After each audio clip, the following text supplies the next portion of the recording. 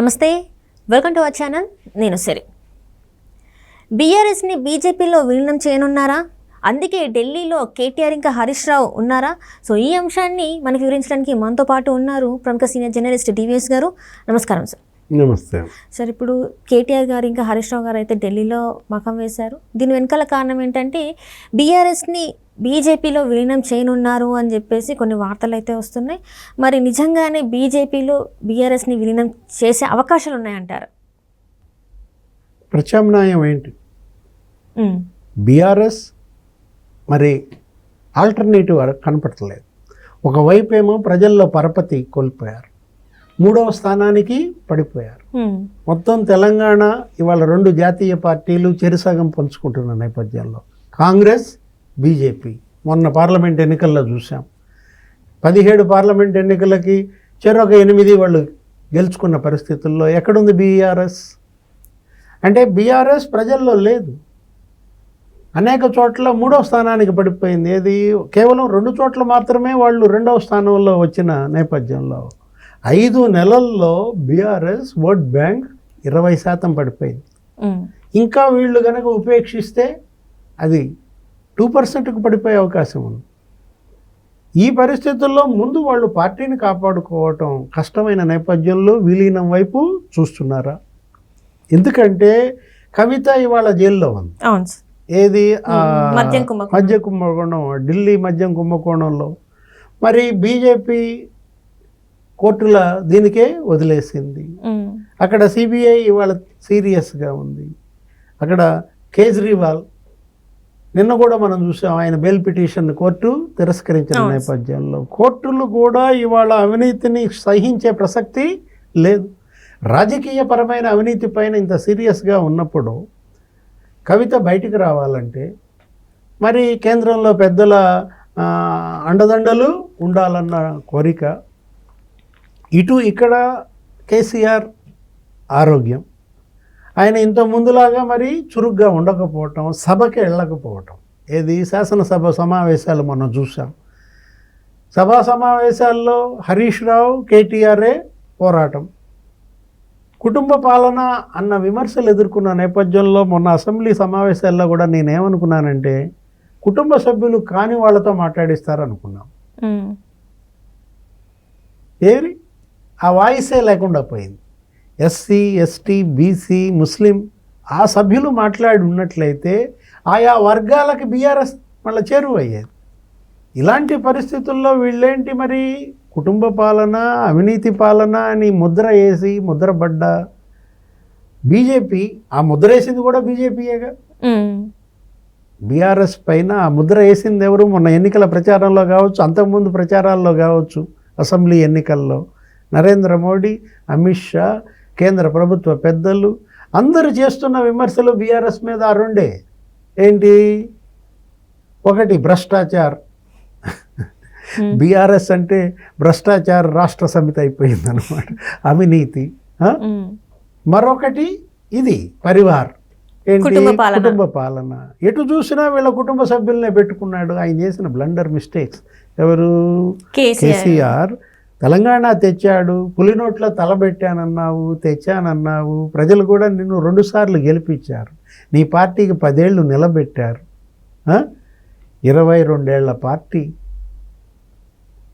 కేవలం నీకు 6 నెలలు కాలేదు ప్రతిపక్షంలోకి వెళ్ళి విలీనం.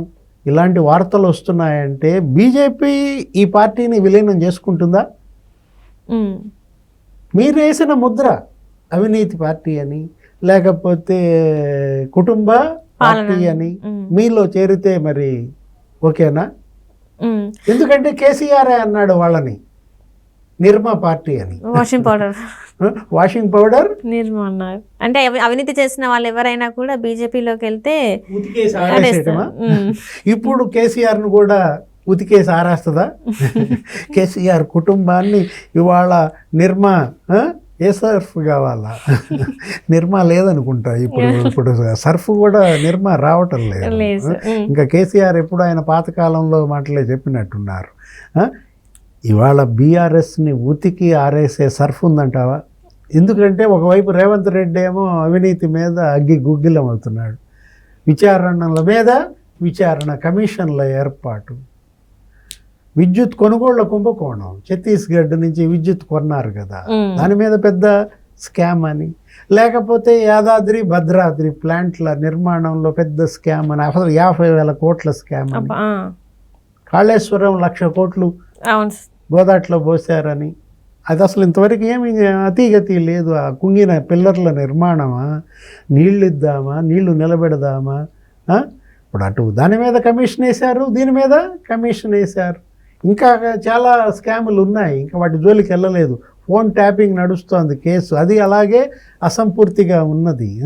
వీటన్నిటికీ కూడా మరి జరుగుతూ ఉన్న ఫిక్సేషన్ నేపథ్యంలో ఇటు ఈ విచారణలను ఎదుర్కోలేక విలీనం చేస్తున్నారా? విలీనం చేస్తే అన్నా రేవంత్ రెడ్డి వదిలేస్తాడనా? ఇప్పుడు విలీనం దిశగా వీళ్ళ అడుగులు ఎందుకు? విలీనం చేయాల్సిన ఆలోచన వీళ్ళకి ఎందుకు వచ్చింది? విలీనం చేసుకునే దిశగా బీజేపీ ఎందుకు ఆలోచిస్తోంది? ఎందుకంటే వాళ్ళకున్న లేదో ఆలోచన. కానీ బండి సంజయ్ కామెంట్స్ మనం చూసాం. హరీష్ రావు కాంప్లిమెంట్ ఇచ్చాడు కదా, ఏమని పొగిడాడు హరీష్ రావుని. మేము హరీష్ రావు జన నేత, ప్రజల్లో ఇమేజ్ ఉన్నటువంటి నాయకుడు, మరి మంచి మెజార్టీతో 5-6 సార్లు గెలుస్తూ వచ్చినటువంటి హరీష్ రావు బీజేపీలోకి వస్తే ఆహ్వానిస్తామని చెప్పేసి కాకపోతే రాజీనామా చేయాలని. ఇప్పుడు విలీనం దిశగా అయితే ఇంకా హరీష్ రావు ఏముంది కదా, మొత్తం అంతా నిర్మాయగా. కేసీఆర్, కేటీఆర్, కవిత, సంతోష్ రావు. అప్పుడు మరి బీజేపీ కుటుంబ పార్టీకి విలీనం చేసుకుంటుందా? ఏది చేసినా రేవంత్ రెడ్డి మీద పాలు పోసినట్టే. ఏది వీళ్ళు విలీనం చేసినట్టయితే మరో ఆయుధాన్ని చేతికిచ్చినట్టే. ఇప్పుడు ఉన్న ఆయుధంతోనే అతను ఎదుర్కోలేకపోతున్నాం. ఏంటి, రేవంత్ రెడ్డితో పోరాటం ఆషామాషిగా లేదు కదా. అసెంబ్లీలో చూసాం మొన్న, వదిలిపెట్టాడు కదా. ఎవరిని చూసినా క్షతగాత్రులు అవుతున్న నేపథ్యంలో మళ్ళా కొత్త ఆయుధం రేవంత్ చేతిలో పెడతారా? అటు 2 పార్టీలతో యుద్ధం చేస్తాడు ఒకే ఆయుధంతో. ఏది, అటు బీఆర్ఎస్, ఇటు బీజేపీ. వాళ్ళ బీఆర్ఎస్కి ప్రత్యామ్నాయం విలీనం కాదు. బీఆర్ఎస్ ఇవాళ నిలబడాలి, పోరాడాలి. అటు బీజేపీ మీద పోరాడాలి, ఇటు కాంగ్రెస్ మీద పోరాడాలి. అటు మోడీని బోడీ చేయాలి, అంటే వాళ్ళన్నమాట, మోడీయా బోడీయా అన్నాడు. ఇటు రేవంత్ రెడ్డి మరి రైఫిల్ రెడ్డి ఏదో అన్నట్టున్నారు, మరి అతని మీద పోరాటం చేయాలి. రవంత్ రెడ్డి అన్నారు కదా. ఆ పోరాట పటిమ వీళ్ళల్లో వస్తే తప్ప ఈ పార్టీకి మనుగడ లేదు. ఇప్పుడు ఢిల్లీలో విలీనం ఒక బీఆర్ఎస్ఏ కాదంట, జగన్మోహన్ రెడ్డిని కూడా రమ్మంటున్నారంట. అదే సార్, అదే కాల్ కూడా వెళ్ళింది. లేకపోతే తను కూడా ఈ బీజేపీలో తన పార్టీని విలీనం చేయడానికి సిద్ధంగా ఉన్నట్టు అని చెప్పేసి గత కొన్ని రోజుల నుంచి కూడా వార్తలు వస్తున్నాయి. మరి జగన్మోహన్ రెడ్డి గారు కూడా కేసీఆర్ బాటలోనే నడుస్తున్నారా? మరి ఏమంటారు? జగన్మోహన్ రెడ్డి ఇప్పుడు ఏంటి, ముందు నుయ్యి వెనక్కి పోయి. ఇప్పుడు అటు కాంగ్రెస్లో విలీనమా, బీజేపీలో విలీనమా? ఎందుకంటే మన జంతర్ మంతర్లో ధర్నా పెట్టాడు ఢిల్లీలో. జంతర్ మంతర్లో ఢిల్లీలో ధర్నా పెడితే బీజేపీ వాళ్ళు ఎవరు రాలా, ఎన్డీఏ ఎవరు రాలా. వచ్చిందంతా ఏ బ్యాచ్?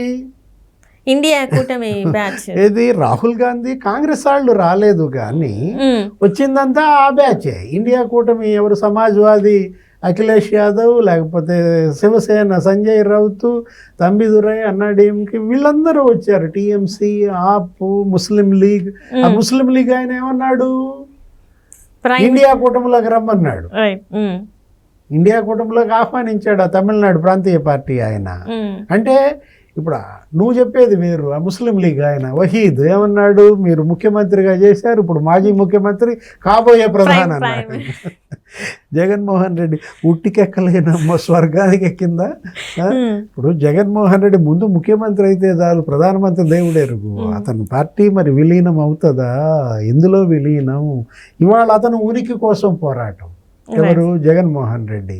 5 ఏళ్ళు మరి ప్రాంతీయ పార్టీలు ఇవాళ పవర్ లేదే బతకలేని పరిస్థితి. అటు బీఆర్ఎస్ అయినా, ఇటు వైసీపీ అయినా ఇవాళ మరి ఢిల్లీ రాజకీయమే వీటికి ఊపిరి. జగన్మోహన్ రెడ్డి అయినా ఢిల్లీ నేపథ్యంలో రాజకీయం చేసుకోవాలి, కేసీఆర్ అయినా ఢిల్లీ నేపథ్యంలో రాజకీయం చేసుకోవాలి. అలా అని గల్లీ వదిలేయకూడదు. ఇటు ఫీల్డ్లో కూడా వాళ్ళ పార్టీలను బలపరుచుకోవాలి. రైట్. విలీనమే కనుక జరిగినట్లయితే ఇక బీజేపీ మొత్తాన్ని మింగేస్తోంది. ఇప్పటికే బీజేపీ అనేక పార్టీలను మింగేసింది. మహారాష్ట్రలో శివసేన మనం చూసాం, ఉద్ధవ్ ఠాక్రే చీల్ చేశారు కదా. ఇప్పుడు మహారాష్ట్ర అదే ఎన్సిపి శరద్ పవార్ని చీల్ చేశారు కదా. ఏం జరిగింది? అజిత్ పవార్ వాళ్ళ వైపు వెళ్ళిపోయాడు, శరద్ పవార్ ఇటువైపు అతను పోరాటం చేస్తున్నాడు. ఇప్పుడు చీలిక వస్తుందా, విలీనం వస్తుందా? రైట్. ఎక్కడైనా ఆ పార్టీ అయినా ఈ పార్టీ అయినా బీఆర్ఎస్ విలీనం కాకపోతే నిలువున చీలిపోతుందా? రైట్. రైట్. చీలిక నేతగా హరీష్ రావుని బండి సంజయ్ పిలుస్తున్నాడా? చూడాలి. ఆసక్తికరమైన పరిణామాలు రాబోయే 2 తెలుగు రాష్ట్రాల్లో ఏం జరుగుతుంది అనేది. Right sir. Right. Thank you so much.